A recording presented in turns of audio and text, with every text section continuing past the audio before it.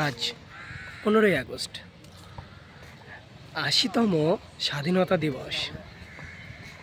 কিন্তু এই 15ই আগস্টে আজকে একটা কথা মনে পড়ে গেল আমার। কথাটা হচ্ছে এটা, ছোটোবেলায় ছোটোবেলার কথাই বলি, সামান্য মনে পড়ে গেল। সকালে উঠতাম ভোরবেলায় 6টার সময়, ঘুম আসতো না যে কালকে স্বাধীনতা দিবস, সেই ভেবে 14 তারিখে ঘুম আসতো না, রাত জেগে থাকতে হতাম। সকালবেলা ভোরবেলা উঠতাম, 5টায় উঠে স্নান বিনান করে সেজে গুজে একদম সাজা গুজে আর কি, একটা পাঞ্জাবি পরো, একটা জিন্সের প্যান্ট পরো, স্কুলে ধরো। স্কুলে যেতাম, হাতে একটা পতাকা নিতাম, নিয়ে বন্ধুদের সাথে সব জায়গায় ঘুরে বেড়াতাম।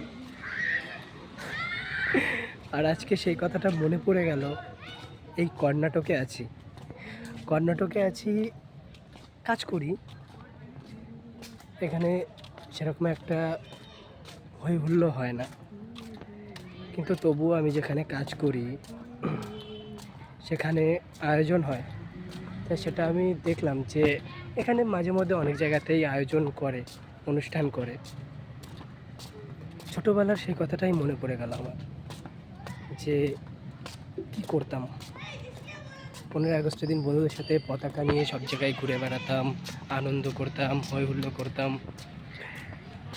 পড়ি এক স্কুলে, চলে যাচ্ছি আর এক স্কুলে বন্ধুদের সাথে ঘুরতে। আর আমরা স্বাধীনতা পেয়েও আজকাল অনেক ছেলে, বলতে গেলে ছেলেরাই স্বাধীন না, স্বাধীনতা পেয়েও ছেলেরা স্বাধীন না। যদি বলো কী করে, তাহলে আমি একটা কথাই বলবো। এ দেখো,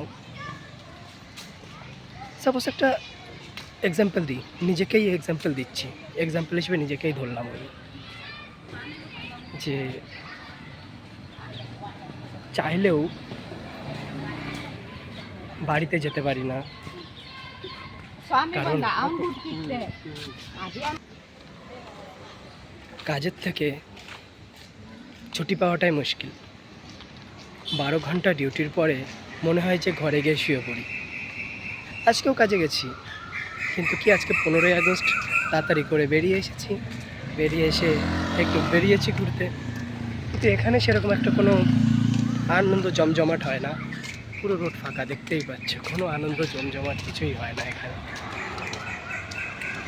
তা আজকের দিনটা মনে পড়ে গেল সেই ছোটোবেলার কথা, স্কুল জীবনে, কলেজ জীবনের কথা আর মনে পড়ে গেল।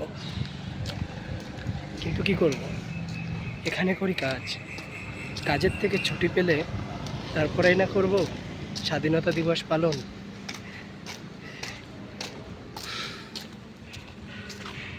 তা আর কে কে আছো আমার মতন, যে বাইরে থেকে কাজ করে নিজের দেশের কথা, বাড়ির কথা মনে পড়ে? কমেন্টে বলো।